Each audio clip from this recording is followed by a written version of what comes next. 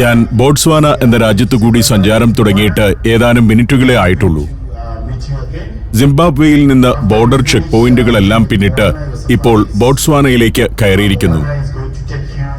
എന്നെ സംബന്ധിച്ചിടത്തോളം സഞ്ചാരത്തിൽ 149ാമത് രാജ്യത്തിലേക്കാണ് എത്തിയിരിക്കുന്നത്. ഞാൻ ബോട്സ്വാനയിൽ എത്തുന്നത് ആദ്യമായാണ്. ഞങ്ങളുടെ ഡ്രൈവർ JP ഒരു നിക്കറൊക്കെ ഇട്ട് വൈൽഡ് ലൈഫ് സഫാരിക്ക് പോകുന്നത് പോലെയാണ് ബസ് ഓടിക്കുന്നത്. കസുംഗുല എന്ന പ്രദേശത്തുകൂടിയാണ് ബസ് ഇപ്പോൾ കടന്നുപോകുന്നത്. ചെറിയൊരു പട്ടണമാണ് കസുംഗുല. ചോബെ എന്ന ജില്ലയിലെ അതിർത്തി പട്ടണമാണിത്. ബോട്സ്വാനയുടെ അതിർത്തി കഴിഞ്ഞുള്ള ആദ്യ ചെറുപട്ടണം ഇതാണ്. ഒരു പോലീസ് സ്റ്റേഷനും ആശുപത്രിയുമൊക്കെ ഈ ചെറുപട്ടണത്തിലുണ്ട്. സാമാന്യം ഫെസിലിറ്റികളൊക്കെയുള്ള ഒരിടമാണിത്. ചെറിയൊരു ജയിലുമുണ്ട് ഈ ഭാഗത്ത്. ഇടതുഭാഗത്ത് ആ കാണുന്നതാണ് പോലീസ് സ്റ്റേഷൻ. ഇവിടെ നിന്ന് വലത്തേക്ക് തിരിഞ്ഞാൽ കസാനയിലെത്തും. നേരെ പോയാൽ ഫ്രാൻസിസ് ടൗണിലെത്തുമെന്നും ബോർഡ്. ഫ്രാൻസിസ് ടൗൺ ഒരു പ്രധാനപ്പെട്ട പട്ടണമാണ്. എന്നാൽ ഞങ്ങൾക്ക് പോകേണ്ടത് കസാനയിലേക്കാണ്.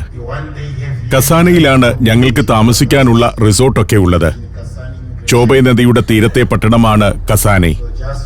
ബസ് വലത്തോട്ട് തിരിഞ്ഞ് കസാനയിലേക്കുള്ള യാത്ര തുടർന്നു. ഇതാണ് കസുംഗുല പട്ടണത്തിന്റെ പ്രധാന ഭാഗം. ഏതാനും സൂപ്പർ മാർക്കറ്റുകളും ചെറിയ മാളുകളുമൊക്കെയുണ്ട്. 4000 ആളുകൾ വസിക്കുന്ന ഒരു പ്രദേശമാണ് കസുംഗുല. ഇതുവഴി അങ്ങനെ പോകുമ്പോൾ ഞാൻ ചിന്തിക്കുന്നത് ബോട്സ്വാന എന്ന രാജ്യത്തെക്കുറിച്ചാണ്. ആഫ്രിക്കൻ ഭൂഖണ്ഡത്തിന് തന്നെ മാതൃകയായ ഒരു രാജ്യമാണ് ബോട്സ്വാന. കലാപങ്ങളില്ലാത്ത, വംശീയ പോരാട്ടങ്ങളില്ലാത്ത, പട്ടിണി മരണങ്ങളില്ലാത്ത ഒരു രാജ്യം. തെക്ക് ദക്ഷിണാഫ്രിക്ക, പടിഞ്ഞാറ് നമീബിയ, വടക്ക് അങ്കോളയും സാംബിയയും മൊസാംബിക്കും, കിഴക്ക് സിംബാബ്വെ. അങ്ങനെയാണ് ബോട്സ്വാനയുടെ അതിരുകൾ. അതായത് പൂർണ്ണമായും കരയാൽ ചുറ്റപ്പെട്ട രാജ്യമാണിത്. രാജ്യത്തിന്റെ ഏറ്റവും വടക്കേ അറ്റത്തുള്ള പട്ടണമാണ് കസാനെ. ഇവിടെ നിന്നും തലസ്ഥാനമായ ഗാബോണിലേക്ക് 930 കിലോമീറ്റർ ദൂരമുണ്ട്. ബോട്സ്വാനയുടെ തന്നെ ഏറ്റവും റിമോട്ടായ ഒരു പ്രദേശമെന്ന് കസാനയെ വിശേഷിപ്പിക്കാം. വൈൽഡ് ലൈഫിന്റെ ഏറ്റവും പ്രധാനപ്പെട്ട കേന്ദ്രവും. കസാനയിലെ ചോബെ നാഷണൽ പാർക്ക് ഏറെ പ്രസിദ്ധമാണ്. ആഫ്രിക്കയിൽ തന്നെ ഏറ്റവും അധികം വന്യമൃഗങ്ങളുള്ള നാഷണൽ പാർക്കുകളിലൊന്നാണത്. 19ാം നൂറ്റാണ്ടിൽ ബെക്വാന ലാൻഡ് എന്നറിയപ്പെട്ടിരുന്ന പ്രദേശമാണ് ഇന്നത്തെ ബോട്സ്വാന. അക്കാലം മുതൽ വെള്ളക്കാരുടെ ഭരണത്തിലായിരുന്നു ഈ പ്രദേശം. 1966 ഈ രാജ്യം സ്വതന്ത്രമാകുന്നത്. വൈൽഡ് വ്യൂ എന്നൊക്കെ പേരുള്ള റിസോർട്ടുകൾ കണ്ടു തുടങ്ങിയിരിക്കുന്നു. ടൂറിസമാണ് ഇപ്പോൾ ഇവരുടെ ഒരു പ്രധാന വരുമാന മാർഗം. സ്വാതന്ത്ര്യാനന്തരം ബോട്സ്വാന നേടിയ സാമ്പത്തിക വളർച്ച ലോകത്തെ അത്ഭുതപ്പെടുത്തുന്നതായിരുന്നു. പ്രതിശീർഷ വരുമാന വർധനയുടെ കാര്യത്തിൽ ലോകത്ത് തന്നെ പലതവണ ഇവർ ഒന്നാമതെത്തിയിട്ടുണ്ട്. സ്വാന എന്ന ഗോത്രമാണ് ഈ രാജ്യത്തെ ഏറ്റവും വലിയ ജനസമൂഹം. ഇവിടെ നിന്നും വലത്തേക്കാണ് ഞങ്ങൾക്ക് പോകേണ്ടത്. നേരെ പോയാൽ നമീബിയയുടെ അതിർത്തിയിലെത്തും. വഴിയരികിൽ ചില സൂപ്പർ മാർക്കറ്റുകളും നാട്ടുകാർക്കുള്ള സ്ഥാപനങ്ങളുമെല്ലാം കാണാം. കസാനയുടെ ഭാഗങ്ങളാണ് ഇതൊക്കെ. ചെറിയൊരു ജയിലും അതിനനുബന്ധമായുള്ള സ്റ്റാഫ് ക്വാർട്ടേഴ്സുമൊക്കെയാണ് ഈ കാണുന്നത്. 1960കൾ മുതൽ ടൂറിസം രംഗത്ത് വളർച്ച നേടിയ പട്ടണമാണ് കസാനെ. അതിനു മുൻപ് രാജ്യത്തെ ഏറ്റവും വിദൂര പ്രദേശമെന്ന നിലയിൽ വലിയ പ്രാധാന്യമൊന്നും ഈ പട്ടണത്തിനുണ്ടായിരുന്നില്ല. ഇപ്പോഴും 10,000-ൽ താഴെ മാത്രമാണ് കസാനയിലെ ജനസംഖ്യ. കസാനെ പട്ടണം അന്താരാഷ്ട്ര തലത്തിൽ പ്രസിദ്ധമാകുന്നത് 1975-ൽ നടന്ന ഒരു താരവിവാഹത്തോടെയാണ്. അന്ന് ഹോളിവുഡിൽ ജനിച്ചു നിന്നിരുന്ന എലിസബത്ത് ടൈലറും റിച്ചാർഡ് ബർട്ടനും തമ്മിലുള്ള രണ്ടാം വിവാഹം നടന്നത് കസാനെ പട്ടണത്തിൽ വെച്ചാണ്. അകലെ ഒരു ജലപ്പരപ്പ് കാണാം. ചോബെ നദിയുടെ ഭാഗമാണത്. ബസ് ഞങ്ങളുടെ റിസോർട്ടിലേക്ക് എത്തിയിരിക്കുന്നു. മൊവാന എന്ന റിസോർട്ടിലാണ് ഞങ്ങൾ താമസിക്കുന്നത്. ക്രസ്റ്റ മൊവാന എന്നാണ് അതിന്റെ മുഴുവൻ പേര്. ഇത് ആ റിസോർട്ടിലേക്കുള്ള വഴിയാണ്. ഗേറ്റ് കടന്ന് കുറച്ചു ദൂരം ഉള്ളിലേക്ക് പോകണം. നദിയുടെ തീരത്താണ് റിസോർട്ട്. വന്യമൃഗങ്ങൾ ധാരാളം വരുന്നതുകൊണ്ട് വേലി കെട്ടി ഗേറ്റൊക്കെ സ്ഥാപിച്ചാണ് കോമ്പൗണ്ട് സംരക്ഷിച്ചിരിക്കുന്നത്. കർശനമായ സെക്യൂരിറ്റിയൊക്കെയുണ്ട്. ഫോറിൻ ടൂറിസ്റ്റുകൾ വരുന്ന ആഫ്രിക്കയിലെ ഇത്തരം റിസോർട്ടുകളിലെല്ലാം കനത്ത സുരക്ഷയുണ്ടായിരിക്കും. മറ്റു പല ആഫ്രിക്കൻ രാജ്യങ്ങളിലും അവർ കൊള്ളയടിക്കപ്പെടുന്നത് പതിവാണ്. എന്നാൽ ഏറ്റവും സുരക്ഷിതമായി യാത്ര ചെയ്യാവുന്ന ഒരു ആഫ്രിക്കൻ രാജ്യമാണ് ബോട്സ്വാന.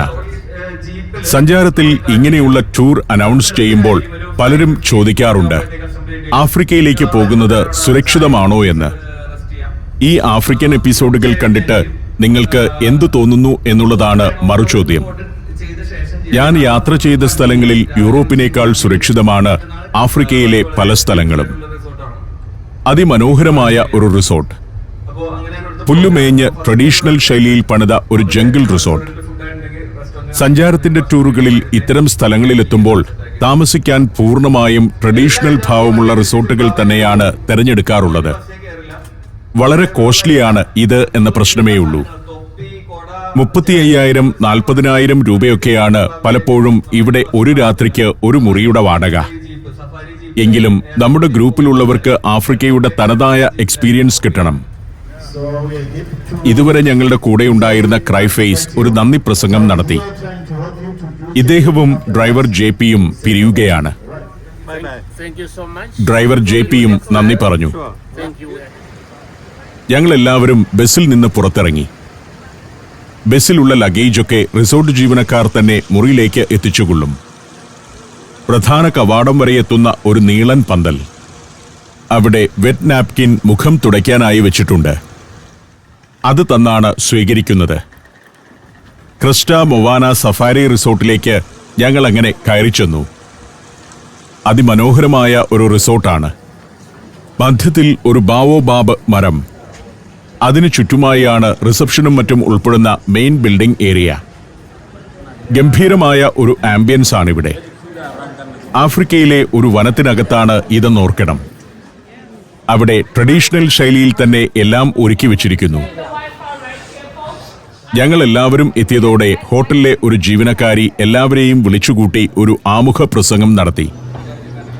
ഈ റിസോർട്ടിൽ എന്തെല്ലാം ഫെസിലിറ്റികൾ ഉണ്ടെന്ന കാര്യമാണ് ആദ്യം പറഞ്ഞു തരുന്നത്. സ്പാ, സ്വിമ്മിംഗ് പൂളുകൾ, റെസ്റ്റോറന്റുകൾ ഇവയൊക്കെ എവിടെയാണെന്ന് പറഞ്ഞു തന്ന് റിസോർട്ടിനെ ഒന്ന് പരിചയപ്പെടുത്തുകയാണ്. ഉച്ച കഴിഞ്ഞിട്ടുണ്ട്. മുറിയിലേക്ക് പോകുന്നതിന് മുൻപ് തന്നെ എല്ലാവരും ലഞ്ച് കഴിക്കാൻ അവർ ആവശ്യപ്പെട്ടു. 2 മണിയാകാറായിട്ടുണ്ട്. അതിനാൽ അധികം താമസിക്കാതെ റെസ്റ്റോറന്റിലേക്ക് ചെല്ലണമെന്നാണ് അവർ പറയുന്നത്. താഴേക്കൂടി നദി ഒഴുകുന്നു, ചോബേ നദി. ഞങ്ങൾ ലഞ്ച് കഴിക്കാനായി അവിടെ നിന്നും പിരിഞ്ഞു. ലഞ്ച് കഴിച്ച് എത്തുമ്പോഴേക്കും ഓരോരുത്തരുടെയും ലഗേജ് മുറിയിലെത്തിയിരിക്കുമെന്നാണ് ജീവനക്കാരി പറഞ്ഞത്. റെസ്റ്റോറന്റിലേക്ക് നടന്നു. മറ്റൊരു ബിൽഡിംഗിലാണ് റെസ്റ്റോറന്റ്. വലിയൊരു പ്രദേശം മുഴുവൻ വ്യാപിച്ചു കിടക്കുന്നതാണ് ഈ റിസോർട്ട്. മരം ധാരാളമായി ഉപയോഗിച്ചു പണിത പുല്ലുമേഞ്ഞ കെട്ടിടങ്ങളുള്ള റിസോർട്ട്. ഒരു ട്രൈബൽ വില്ലേജിലേക്ക് കടന്നു ചെല്ലുന്ന ഫീലാണ് ഇവിടെ ലഭിക്കുക.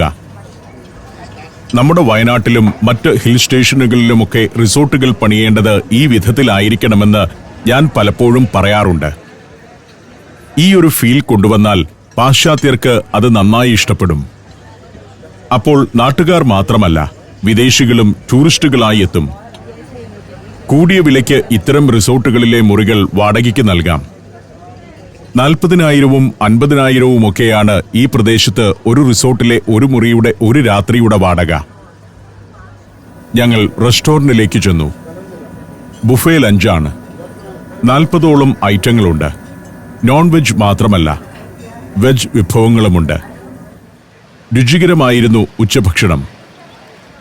മെയിൻ ബിൽഡിംഗിൽ നിന്ന് ഇങ്ങനെ പല ഭാഗത്തേക്കായി 2 നില കെട്ടിടങ്ങളുടെ നിര നീണ്ടുപോകുന്നുണ്ട്. എല്ലാറ്റിൻ്റെയും മേൽക്കൂരയിൽ പുല്ലുമേഞ്ഞിരിക്കുന്നു. ഇതിലാണ് നമ്മുടെ സംഘത്തിലുള്ളവർക്കും മുറികൾ അനുവദിച്ചിരിക്കുന്നത്. 115 മുറികളുണ്ട് ഈ റിസോർട്ടിൽ. സ്റ്റാൻഡേർഡ് റൂമുകളും ഡീലക്സ് റൂമുകളും സ്യൂട്ടുകളുമുണ്ട്. പിന്നെ 2 കോൺഫറൻസ് ഹാളുകളും ഒരു golf course, spa, swimming pool, fitness centre തുടങ്ങിയവയെല്ലാം ഇവിടെയുണ്ട്. എന്റെ മുറിയിലേക്ക് മെയിൻ ബിൽഡിംഗിൽ നിന്ന് മറ്റൊരു വഴിയെ പോകണം. പുല്ലുമേഞ്ഞ് മുളകൊണ്ടുള്ള കൈവരികളൊക്കെ കെട്ടി മനോഹരമായ ട്രഡീഷണൽ ശൈലിയിൽ പണിതിരിക്കുന്ന കെട്ടിടങ്ങൾ. എനിക്ക് ഈ ആംബിയൻസ് വളരെ ഇഷ്ടമാണ്. ഇത്തരം ശൈലിയിലുള്ള കെട്ടിടങ്ങളും ഏറെ ഇഷ്ടം. ജംഗിൾ റിസോർട്ടുകളിൽ താമസിക്കുക എന്ന് പറയുന്നത് തന്നെ മറ്റൊരനുഭവമാണ്. കോൺക്രീറ്റ് വനത്തിനകത്തു നിന്ന് പ്രകൃതിയിലേക്ക് ചെന്നു ചേരുന്ന ഒരു അനുഭവമാണല്ലോ അത്. പുല്ലുവെട്ടാതെ വൃത്തിയില്ലാതെ കിടക്കുന്നതിനെയാണ് നമ്മൾ പലപ്പോഴും നാച്ചുറൽ എന്ന് പറയാറുള്ളത്. പക്ഷേ ഇത്തരം സ്ഥലങ്ങളിൽ അത് വൃത്തിയാക്കുക തന്നെ വേണം. 204 എൻ്റെ മുറി. ഒക്കാവാങ്കോ എന്ന് മുറിയുടെ വാതിലിൽ ബോർഡുണ്ട്. ഒരു സുപ്പീരിയർ റൂമാണ് എനിക്ക് തന്നിട്ടുള്ളത്. ഒരു സ്യൂട്ട് റൂം. ഒരു ടൂർ സംഘത്തിന്റെ നേതാവെന്ന നിലയിൽ എന്നെ ഒന്ന് സുഖിപ്പിക്കാൻ വേണ്ടി ഇങ്ങനെ മനോഹരവും വിശാലവുമായ മുറി തന്നതുമാവാം. നല്ല കളർ സ്കീം, നല്ല ഫർണിച്ചറുകൾ, എല്ലാ സൗകര്യങ്ങളുമുള്ള മുറിയാണ്. ഒരു രാത്രിക്ക് 50,000 രൂപയ്ക്ക് മേലെയാണ് ഈ മുറിയുടെ വാടക. എന്റെ മുറിയുടെ ബാൽക്കണിയിൽ നിന്നാൽ ഇതാണ് പുറത്തേക്കുള്ള കാഴ്ച. എല്ലാ മുറിക്കും ഇങ്ങനെ ബാൽക്കണിയുണ്ട്.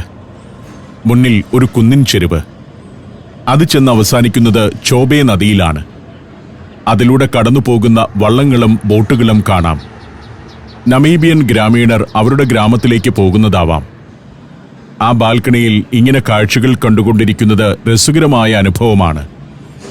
ഈ എപ്പിസോഡുകളിൽ കാണുന്ന ആഫ്രിക്കൻ നാടുകളിലൂടെയുള്ള സഞ്ചാരത്തിന്റെ അടുത്ത ടൂറിൽ പങ്കെടുക്കാൻ നിങ്ങൾ ആഗ്രഹിക്കുന്നുവെങ്കിൽ ഇപ്പോൾ തന്നെ ബുക്ക് ചെയ്യുക. Phone 7591966600. Morocco, north Macedonia, Kazakhstan, Zambia, Zimbabwe. സഞ്ചാരം പെൻഡ്രൈവ് വോളിയം നമ്പർ 21. അപൂർവ ദൃശ്യയാത്രാ വിവരണ ശേഖരം ഉടൻ സ്വന്തമാക്കാൻ സഞ്ചാരം എന്ന് SMS ചെയ്യൂ. ഫോൺ 9995444222. ഒന്ന് മയങ്ങി പുറത്തിറങ്ങുമ്പോഴേക്കും അടുത്ത പരിപാടിക്കുള്ള സമയമായി. നേരം ഇപ്പോൾ 3 മണി കഴിഞ്ഞിരിക്കുന്നു. സഞ്ചാരത്തിന്റെ ഗ്രൂപ്പിലെ ആളുകൾ തന്നെയാണ് ഇവരൊക്കെ.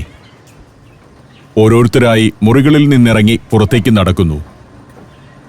3 മണി കഴിയുമ്പോൾ എല്ലാവരും ലോബിയിലെത്തണമെന്നാണ് പറഞ്ഞിരിക്കുന്നത്.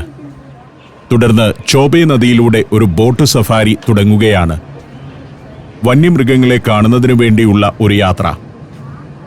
ഈ ടൂറിൽ ആദ്യമായി സഫാരി ആരംഭിക്കുകയാണെന്ന് പറയാം. ഇന്ന് നദിയിലൂടെയുള്ള സഫാരിയുണ്ട്. നാളെ വനത്തിനുള്ളിലൂടെയുള്ള സഫാരിയും. മരം കൊണ്ട് പണിത് ഓലമേഞ്ഞ കെട്ടിടമാണെങ്കിലും ഗംഭീരമാണ് ഇത്. അതിൽ ആളുകൾ പെരുമാറുന്ന സ്ഥലങ്ങളെല്ലാം മോഡേൺ രീതിയിൽ തന്നെ ഒരുക്കിയിട്ടുണ്ട്. ലോബിയിൽ സഞ്ചാരം സംഘത്തിലെ ആളുകളൊക്കെ ഒത്തുകൂടി തുടങ്ങിയിരിക്കുന്നു. ഏതാനും സഫാരി വാഹനങ്ങൾ ആളുകളെ കയറ്റിക്കിടപ്പുണ്ട് ഇവിടെ. ജംഗിൾ സഫാരിക്ക് പോകുന്ന വാഹനങ്ങളാണ്. വനത്തിലെ മൺ റോഡുകളിലൂടെ പോകുന്ന വാഹനങ്ങൾ.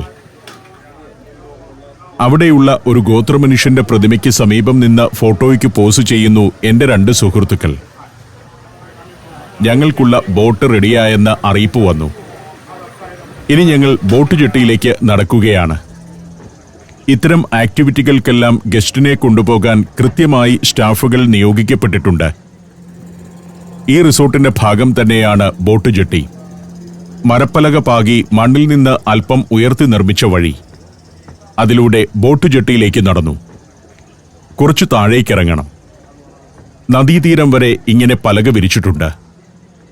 എല്ലാം മനോഹരമായി ഒരുക്കിയിട്ടിരിക്കുന്നു. ഇവിടെ നിന്നാണ് ഈ റിസോർട്ടിലെ താമസക്കാർക്കുള്ള ബോട്ടുകളെല്ലാം പുറപ്പെടുന്നത്.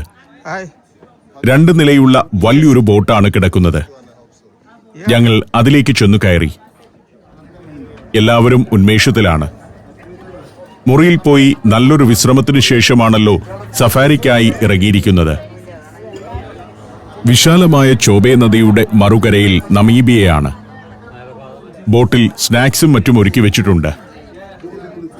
ഇദ്ദേഹമാണ് ബോട്ടിന്റെ ഡ്രൈവർ. ഇവിടെ ബോട്ട് ഡ്രൈവർ എന്ന് പറയില്ല, ക്യാപ്റ്റൻ എന്നാണ് പറയുക. സ്റ്റീവിൻ എന്നാണ് ക്യാപ്റ്റന്റെ പേര്. ഇവർക്കെല്ലാം നന്നായി ഇംഗ്ലീഷ് അറിയാം. ബോട്ട് സാവധാനം നീങ്ങിത്തുടങ്ങി. ഞങ്ങൾക്കെല്ലാവർക്കും ലൈഫ് ജാക്കറ്റൊക്കെ തന്നിട്ടുണ്ട്. ഇത് ഹൗസ് ബോട്ട് പോലുള്ള ഒരു സംവിധാനമാണ്. Modern house boat. അതിനകത്ത് ബെഡ്റൂമും ലിവിംഗ് റൂമും ടോയ്ലറ്റും എല്ലാം ഉണ്ട്. ഞങ്ങളുടെ റിസോർട്ടിന്റെ കടവിൽ നിന്ന് ബോട്ട് അകന്നു തുടങ്ങി. ഇനി ഇവിടെ നിന്നും നേരെ തെക്കോട്ട് പോവുകയാണ്. ചോബെ നദിയിലൂടെയും അതിന്റെ പിളർപ്പുകളിലൂടെയും ദീർഘദൂരം ഓടും. ചോബെ നാഷണൽ പാർക്കിന്റെ വന്യമൃഗസമ്പത്തിന്റെ കാഴ്ചകളിലേക്കാണ് പോകുന്നത്. ബോട്സ്വാനയിലെ ആദ്യത്തെ നാഷണൽ പാർക്കാണ് ചോബെ. ഈ കാണുന്ന പ്രദേശം മുഴുവൻ ഞങ്ങൾ താമസിക്കുന്ന ക്രസ്റ്റ മൊവാന റിസോർട്ടിന്റെ പ്രോപ്പർട്ടിയാണ്. അതിവിസ്തൃതമായ ഒരു പ്രദേശമാണിത്. സ്വിമ്മിംഗ് പൂൾ ഉൾപ്പെടെ നിരവധിയായ ഫെസിലിറ്റികൾ അവിടെയുണ്ട്. ചില നേരങ്ങളിൽ വന്യമൃഗങ്ങൾ റിസോർട്ടിന്റെ ഉള്ളിലേക്ക് കയറി വരും. എങ്കിലും അവിടെ വെച്ച് ടൂറിസ്റ്റുകൾക്ക് അവയെ കാണാൻ അപൂർവമായേ ഭാഗ്യം ലഭിക്കാറുള്ളൂ. എന്നാൽ ഈ ചോബെ നദിയിലൂടെ കുറെ കൂടി തെക്കോട്ട് പോകുന്നതിലൂടെ വന്യമൃഗസമ്പത്ത് കാണാനാവും. യാത്ര തുടങ്ങുമ്പോഴേക്കും എല്ലാവർക്കും ഓരോ കുപ്പി വെള്ളവും ജ്യൂസുമൊക്കെ വന്നു. ജ്യൂസും സ്നാക്സുമൊക്കെ ഫ്രീ ആണ്. അപ്പോഴേക്കും ക്യാപ്റ്റൻ സ്റ്റീവിൻ എഴുന്നേറ്റ് നിന്ന് എല്ലാവരും ഒന്ന് ശ്രദ്ധിക്കാൻ പറഞ്ഞു. എന്നിട്ട് ആദ്യം സ്വയം പരിചയപ്പെടുത്തി. You can call me Steven എന്നാണ് പറഞ്ഞു തുടങ്ങുന്നത്. ബോട്ടിൽ കൂടെയുള്ള സ്റ്റാഫിനെയും അദ്ദേഹം പരിചയപ്പെടുത്തുന്നുണ്ട്. സ്റ്റാഫിൽ ഒരു ലേഡിയുണ്ട്.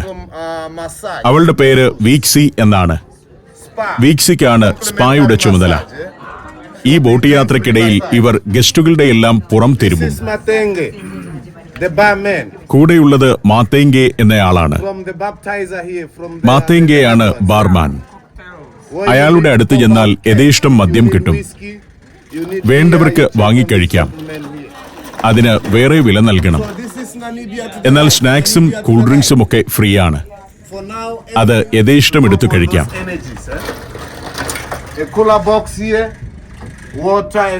കഴിഞ്ഞ ദിവസം സിംബാബ്വേയിൽ നടത്തിയ ബോട്ട് യാത്രയിൽ മദ്യം ഉൾപ്പെടെ എല്ലാം ഫ്രീ ആയിരുന്നു. പല ബോട്ട് ക്രൂസുകളും പല രീതിയിലാണ് അതൊക്കെ അറേഞ്ച് ചെയ്യുക. ചോബെ നദിയിലൂടെ ബോട്ട് സാവധാനം നീങ്ങുകയാണ്. ചോബെ നാഷണൽ പാർക്കിലേക്ക് ഇപ്പോഴും എത്തിയിട്ടില്ല. അങ്ങകലെ മുന്നിൽ കാണുന്നതാണ് ചോബെ നാഷണൽ പാർക്ക്. ഒരു 10 കിലോമീറ്ററിനകത്താണ് 4 രാജ്യങ്ങളുടെ അതിരുകൾ സംഗമിക്കുന്നത്. സിംബാബ്വെ, സാംബിയ, ബോട്സ്വാന, നമീബിയ എന്നീ രാജ്യങ്ങളാണത്. അതിൽ സാമ്പത്തിക നിലയിലും ആളുകളുടെ ജീവിത നിലവാരത്തിലും മുന്നിൽ നിൽക്കുന്ന രാജ്യം ബോട്സ്വാന തന്നെയാണ്.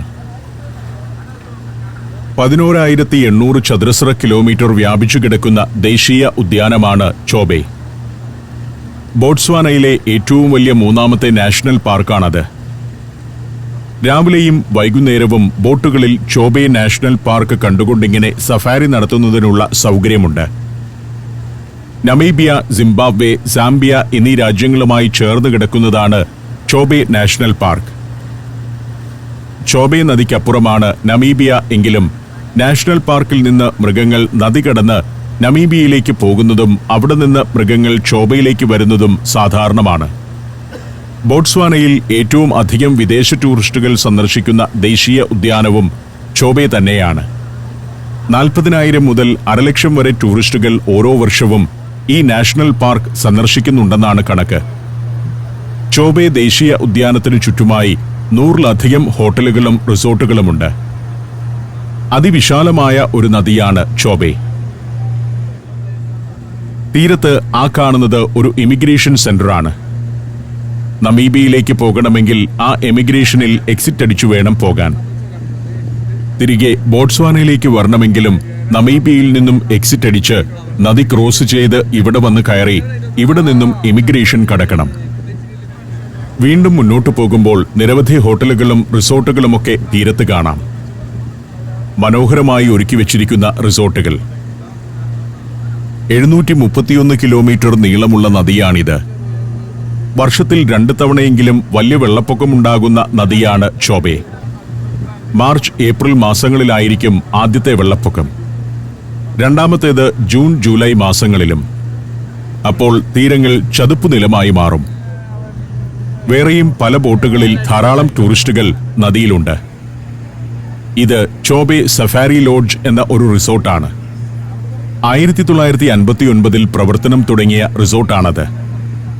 50,000 രൂപയ്ക്ക് മുകളിലാണ് അവിടെ ഒരു ദിവസത്തെ മുറി വാടക. പുല്ലുമേഞ്ഞ കെട്ടിടങ്ങളുടെ വലിയൊരു കോംപ്ലക്സ് ആണത്. മുന്നിൽ ബോട്ട് ജെട്ടി. സ്വാതന്ത്ര്യത്തിനു മുൻപ് ബ്രിട്ടീഷുകാർ ധാരാളമായി വന്ന് താമസിച്ചിരുന്ന ഒരിടമാണിത്. 76 മുറികളുണ്ട് അതിൽ. എല്ലാം ലക്ഷറി റൂമുകളാണ്. പല പല കെട്ടിടങ്ങൾ. ചോബേ നദിയിലേക്ക് വ്യൂ കിട്ടുന്ന രീതിയിലാണ് മിക്ക റൂമുകളും. കുറച്ചുകൂടി ചെന്നപ്പോഴേക്കും നദി കായൽ പോലെ പരന്നുകിടക്കുന്ന ഒരു ഭാഗത്തേക്കെത്തുന്നു. ചോബയുടെ ഒരു ഡെൽറ്റ പ്രദേശം. വേമ്പനാട്ട് കായലിനേക്കാൾ വിസ്തൃതിയിൽ കിടക്കുകയാണ് ചോബെ ഇവിടെയെന്ന് തോന്നും. വലുതും ചെറുതുമായ നിരവധി ബോട്ടുകൾ. ഇവിടെ ഞങ്ങളുടെ ബോട്ട് ഒന്ന് അടുപ്പിക്കുന്നുണ്ട്. കാരണം നാഷണൽ പാർക്കിനുള്ളിലേക്ക് പ്രവേശിക്കുന്നതിനുള്ള പാസ് എടുക്കേണ്ടത് ഇവിടെ നിന്നുമാണ്. ബോട്ട് തീരത്തടുത്ത് പെർമിറ്റ് എടുത്ത ശേഷം വേണം യാത്ര തുടരാൻ. എല്ലാ ബോട്ടുകളും അവിടെ ചെന്നടുക്കുന്നുണ്ട്. ഇനി ഉദ്യോഗസ്ഥർ വന്ന് ബോട്ടിലെ യാത്രക്കാരുടെ എണ്ണമൊക്കെ എടുക്കും. ആ ചിട്ടവട്ടങ്ങൾ പൂർത്തിയാക്കാൻ ഞങ്ങൾ ബോട്ടിൽ കാത്തിരുന്നു.